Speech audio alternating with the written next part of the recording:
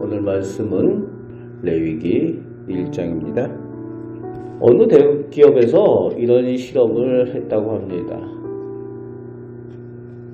직원들에게 동일한 프로젝트를 맡기면서 두 그룹으로 나누었대요. 한 그룹에는 그 프로젝트에 대해서 최선을 다해라 라고 지침을 주었고, 다른 그룹에 대해서는 할 수 있는 만큼 적당히 해라 라고 말했다는 거예요. 그런데 이제 나중에 그 결과를 보니까 예상보다도 더 극명하게 차이가 났다라는 겁니다. 최선을 다한 그룹은 창의적인 해결책과 높은 성과를 냈고, 적당히 한 그룹은 최소 기준만 겨우 달성했다는 겁니다. 사람은 얼마나 하느냐보다 어떤 마음으로 하느냐에 따라서 완전히 다른 결과를 만든다는 겁니다. 오늘부터 보는 레위기는 하나님 앞에 예배하는, 하나님을 만나는 그 방법, 제사의 방법, 예배의 방법을 하나님께서 직접 하나님의 백성에게 말씀하여 주시는 책입니다. 오늘 말씀 레위기 1장은 번제에 대한 말씀입니다. 번제는 제물을 일부가 아니라 전부 태워 하나님께 드리는 제사가 번제입니다. 번제의 가장 중요한 특징은 제물의 전부를 불태운다는 거예요. 제물이 전부 불태워진다는 겁니다. 이것은 하나님께 전적인 완전한 헌신을 의미합니다. 즉 하나님은 부분이 아니라 온전한 헌신을 원하신다는 거예요. 믿음의 삶도 그렇습니다. 일부가 아니라 전부 드리는 삶이 하나님 기뻐 받으시는 헌신이고 예배라는 거예요. 그래서 주일날만 교회 나와서 예배 드리는 것이 하나님 앞에 헌신이 아니라 일주일의 모든 삶을 하나님께 온전히 드려서 하나님 영광 받으시도록 살아가는 그런 온전한 헌신을 하나님께서 기뻐 받으신다는 거죠. 그리고 하나님은 흠없는 것을 요구하십니다. 그래서 3절 10절에 흠없는 수컷으로 드릴지니 라고 제물에 대해서 분명하게 말씀하여 주고 계시죠. 흠없는 수컷으로 드릴지니, 단순한 규정이 아니라 최선으로 드리라는 하나님의 마음입니다. 2023년 하버드 비즈니스 리뷰에 나온 내용이 있습니다. 한 글로벌 기업이 제품 리콜 사태를 겪었습니다. 원인은 작은 결함 하나 때문이었어요. 그냥 넘어가도 소비자들은 모를 것이다 라고 생각이 들지만 회사는 막대한 손해를 감수하고 전량 리콜을 결정을 합니다. 그 이유는 완전하지 않은 제품은 내놓지 않는다 라는 기업의 원칙 때문이었어요. 완전한 것만 내어놓는다. 최선을 요구하는 기업의 원칙 때문에 전략 리콜을 한 겁니다. 이 결정은 단기적으로 손해였어요. 하지만 장기적으로 브랜드의 신뢰를 더욱 높였기 때문에 오히려 몇 배의 더 큰 이익을 가져왔다는 거죠. 완전을 위해서 최선을 다한 결과가 그렇게 나타났다라고 쓰고 있습니다. 하나님을 향한 믿음도 마찬가지입니다. 하나님은 다 아시는 거죠. 우리가 어떤 것을 하나님 앞에 드리는지, 어떻게 드리는지, 우리가 남는 것, 그저 적당한 것이 아니라 가장 좋은 것을 드릴 때 하나님께서 기뻐하시는 겁니다. 그래서 우리가 시간을 드리고 헌신하고 봉사하고 또 물질을 하나님께 드릴 때에도 최선의 것을 드려야 되는 거예요. 하나님께 드리는 것은 좋은 것을 선별하고 그래서 최선을 다해서 드리는 것이 필요하다는 겁니다. 그것을 하나님께서 원하신다는 거죠. 하나님께서 다 하신다는 겁니다. 최선인지 아닌지. 빚내서까지 드리고 하면 안 되지만 하나님께서는 우리가 최선을 다하고 있는지 아닌지를 다 하신다는 거예요.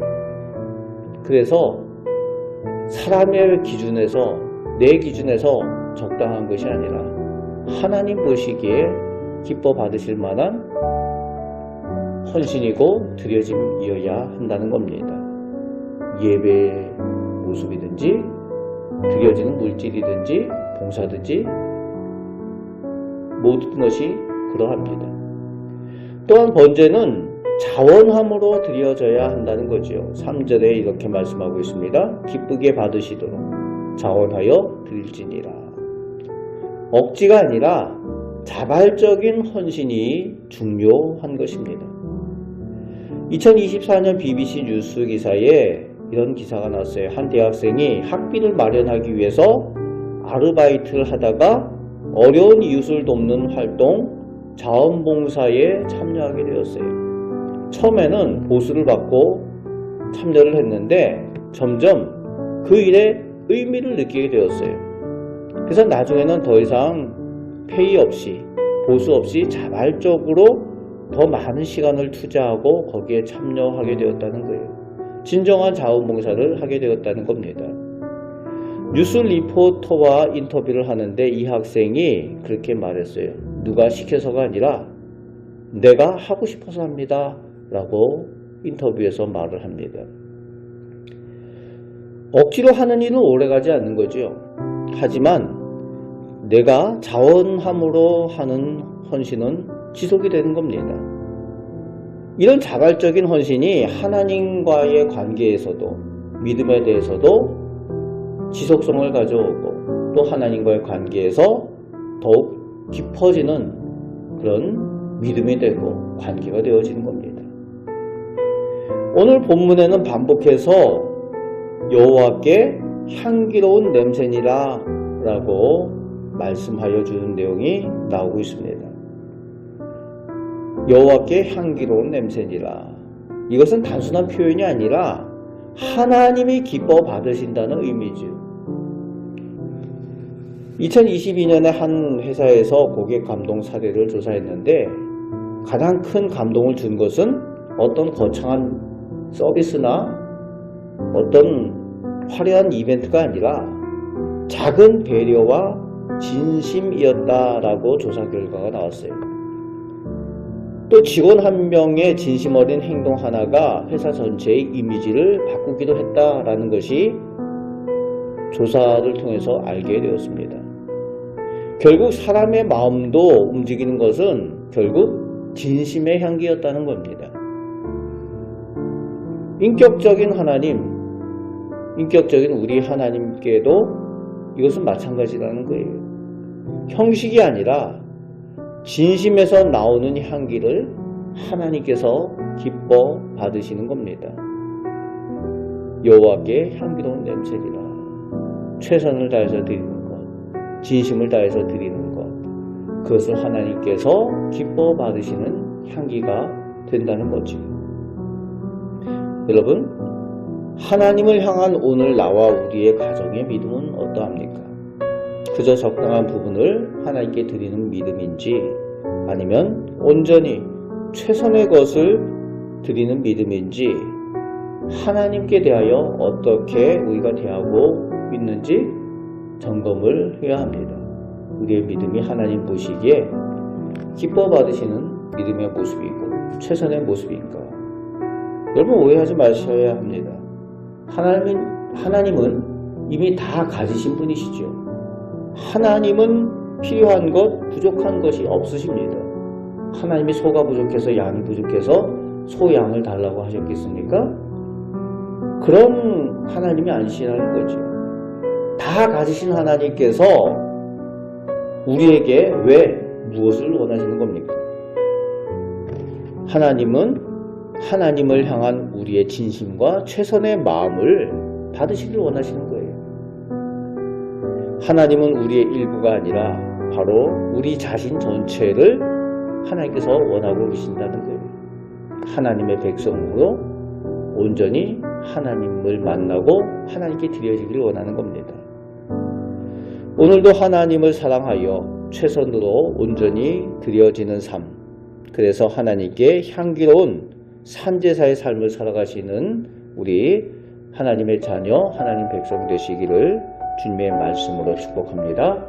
아멘. 기도하겠습니다. 아버지 하나님, 저희가 하나님께로부터 이미 받은 구원의 은혜와 또 하나님께서 허락하여 주신 복이 있습니다.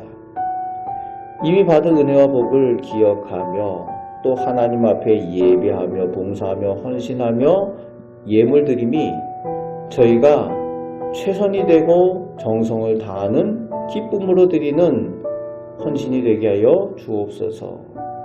그리하여서 하나님께서 기뻐 받으시는 저희의 모든 것이 되게 하셔서 하나님께서 받으시고 또 하나님께서 기쁨으로 또 나누시는 저희들의 예배 향기로운 제사가 되게 하여 주옵소서. 오늘도 저희 개인과 가정과 자녀, 사업이 하나님께 온전히 영광 돌리는 최선의 예배가 되길 원합니다. 하나님, 오늘도 저희를 사랑하여 주시고 은혜 내려 주옵소서. 기도할 때에 저희의 기도에 좋은 것들 응답하여 주옵소서. 우리를 사랑하시는 예수 그리스도의 이름으로 기도합나이다. 아멘.